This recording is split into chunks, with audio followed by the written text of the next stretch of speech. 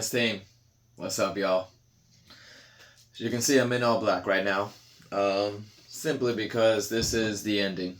This is the funeral. This is the death of my fantasy team in the field of reams. I took a loss. It's the week 13 recap, and I'm out of the playoffs, man. There's no coming back from it. We're gonna get into it, guys, and yeah. Sorry, hands team. This is a depressing video. This one we're hurting. But let's just get straight into it, man, because your boy is still making playoffs in like 3 other leagues. Maybe 4.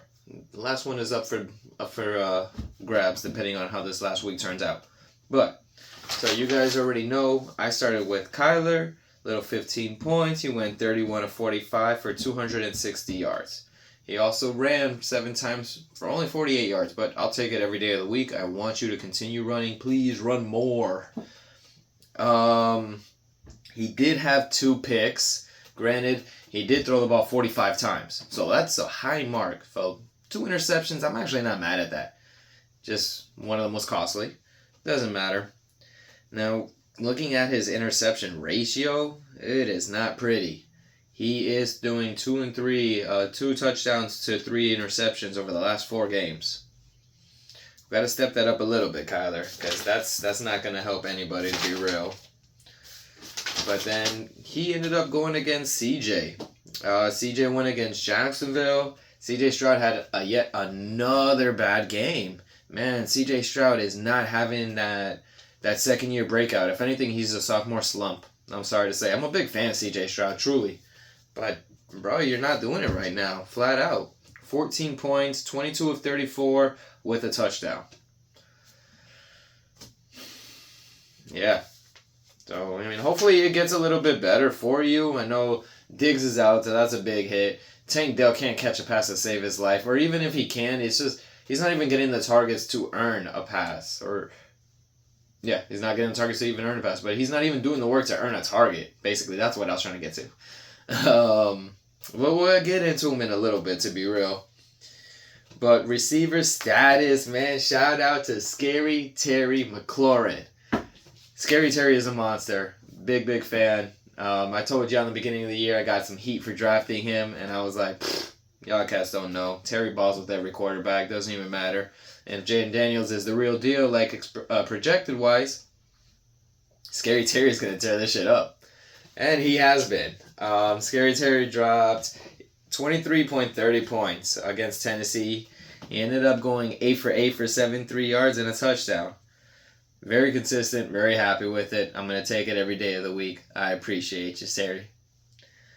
Now, on the other side, St. Brown.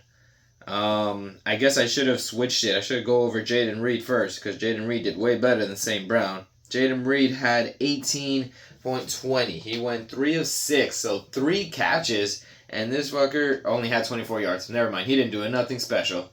What he did earn his keep on his point status came from the 2 touchdowns. He also did rush for 23 yards. That was 2 points right there by itself.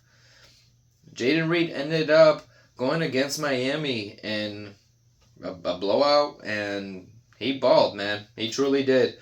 There he took advantage of those 2 touchdowns. And now, when we talked about the goon wide receivers, let's talk about the duds. Let's talk about the blow up in your face. You can't even believe it or understand it. Cooper Kupp with 3.20. That hurts heavily, man. We already went over this. He only went 3 of 6. New Orleans had Kupp locked down. I mean, New Orleans in total, they were doing their thing with Puka and Kupp, even though Puka broke out a little bit. But they had Kupp completely locked down. This was by far his worst game of the year. I think he put more points up on the week that he was hurt. It's a joke. But yeah, man. So on the other side of Kupp doing horrible, we had St. Brown. St. Brown went against Chicago. St. Brown with only 9 points. I thought he was going to torch him. He went 5 for 7 for 73 yards. He did lead the team in receiving yards, and he tied in targets and catches.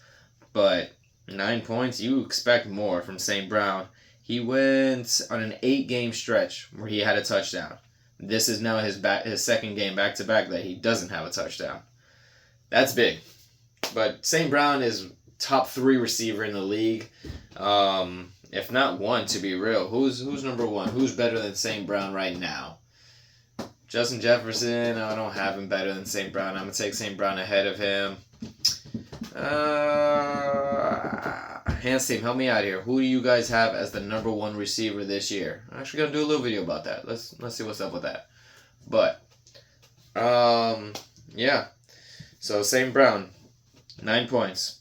I'll take it. Honestly, this matchup was real close. This was a 4-point loss, so I needed everything. Man, Chubba and Cup, they really screwed me. That was the real hitters, to be honest. So Chubba, with his worst game of his season, 2.30. He went 12 for 43 yards. Or it's not your usual amount of touches, but you had touches. Like, I don't get how you were so locked down. You did go against Tampa Bay. Great run defense, but Jesus Christ, man, I expected more. And then, I said it last week, I wasn't worried, I wasn't scared, I don't care about Jonathan Brooks. So the split went Chubba 12, Brooks 9. I am super worried, super scared. Oh, Lord of mercy. Yeah, that's tough because going forward, are they going to bench Chubba? And well, I mean, it doesn't even matter. I'm not the playoffs, but are they going to bench Chubba and play more Brooks to see what the rookie has so they know going into the next season? Are they going to try and figure out a timeshare where Chubba gets 80 or 70% and Brooks gets 40? We'll see what they're trying to do. I don't know what they're trying to do. We'll see is what I'm trying to say. I think the biggest killer for Chubba, though, this was the 3rd time this season. So in 13 games, 10 other games, he managed to catch passes. This is the one where he had 0 targets. So it's not even like he couldn't catch. It's just he didn't see the reception. He didn't see the target itself. In the last 6 games, he's had at least 4 targets. So that hurts. That hurts a lot, man. This is half PPR, so if he would have had 2 catches, that would have been a whole nother point. 4 catches, that would have been 2 extra points. Hands team. It is what it is, man. This one just hits heavily simply because we're out. We're done. Kyron Williams. Before we get to my dog, let's hit Kyron, man. Kyron is a monster. 17.80. He did go against New Orleans. He was like the only one in New Orleans that didn't get shut down. He went 15 for 104 with a touchdown. Beast. Kyron Williams is nice, man. He did catch a pass for 9 yards. Good for him. I'm just over it, man. Why did you have to be the only Ram to go off? Well, not even, because Puka got 7. Well, that was full PPR, so in this league, he would have probably got like 10 or so. Probably even less. I don't know. I gotta look that up. Anyways, we'll put that up. Side note. Sure, Puka. So we had James Cook. You guys already know I have James Cook in another league. James Cook, your boy, 14 for 107, a touchdown. He had that super long 65 touchdown run. He caught a pass. He was 1 for 1, 13 yards. You know, all of this against San Fran. I know they're hurt, they're banged up, but they're still nice. And sorry, I had reading text. Damn. But yeah, James Cook is the real deal. James Cook doesn't even have to get a he's not a volume play. He doesn't have to get a million touches. 14 breaking 100 were good. If he would have got 20 plus, oh Lord of mercy. But the thing with James Cook is he has breakout potential on every touch. He can take a pass 50 yards. He can take a run, a carry 65 yards. James Cook is that dude, man. 18.50. It hurt. I wish he did just a little bit less, like 4 points less. But you know what? He helped me in the other league. So it is what it is. Solid ground. Now, to my dog, Bijan. Bijan has been the only bright star lately. You already know Bijan dropped 25.50. Went 26 for 102 yards and a tutty. He also brought in 6 catches, 6 for 6 for 33 yards. Bijan is the workhorse. Bijan is the best running back in the league, in my personal opinion. There is nobody who comes to him. I'm lying to you. Saquon is right freaking there. You know what? I'm going to have to put Saquon as the best running back in the league. Damn. Yeah, I'm going to put Saquon, Bijan. Bam. Right there. Nothing too crazy. But Bijan, again, another 100-yard game. He's done this in 6 out of 7 games. The last 6 out of 7. Or, yeah. 6 out of his last 7. Thank you. Sorry, Hans team. We're out of it right now. Super tired. But Bijan is that freaking dude, man. And then we had Kate Otten. He went 4 for 7. He got targets. It's just he didn't get receptions. That's the problem. If you're getting 7 targets, which is a B stat line, super nice for a tight end, bro, reel in more, man. 4 receptions against the Panthers.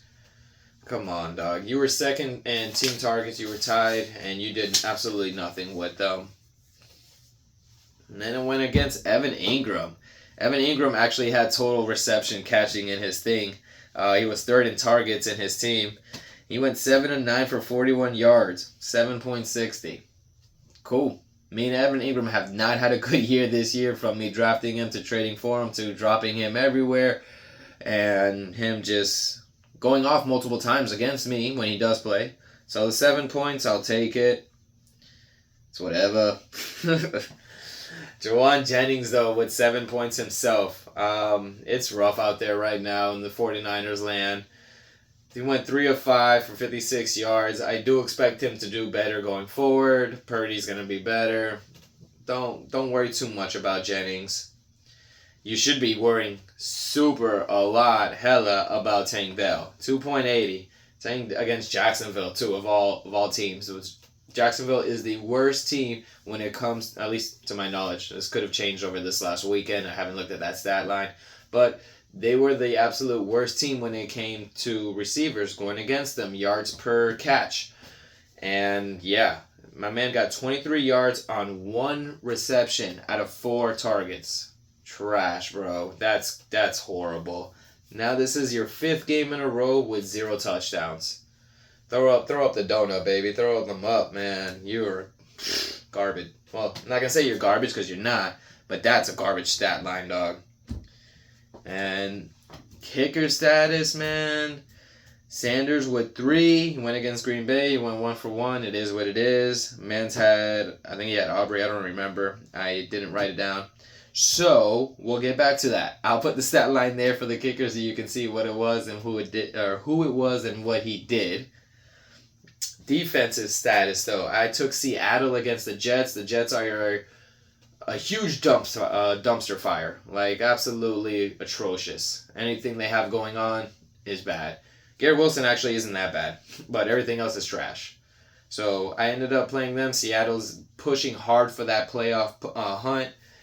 14 points, man. Awesome spanking. And then my man played KC against Las Vegas. I thought KC was going to do way better. I figured this was going to be a 15-point game from them simply because Las Vegas is Las Vegas. But Brock Bowers was like, nah, I'm good. I got y'all. Bench statuses, y'all. He had DK and with 8, D-Hop with 11, and Kirko Chains with 6. So he couldn't have done anything. Receiver status, and tight. I guess your flex. He could have put in D-Hop in the flex, which would have won the game. DK would have won him the game as well. I had Disley with 0, Stevenson with 10. So I could have played Stevenson over Chubba. I would have never done that though. Amari with 2, trash. And Watson with 7. I could have done him over Cooper, but I would never do that ever. And Hans team, that's it, man. The playoff primer, it doesn't even matter. First place is 11-2. Second is 9-4. Third is 8-5. 4 and 5 and 6 are 7-6. 7 is 6-7. And 8, 9, 10 are 5-8. I am in 9th spot. 11 and 12 are 4-9. But yeah, that's rough, man. But Hans team, that was the Field of Reams recap.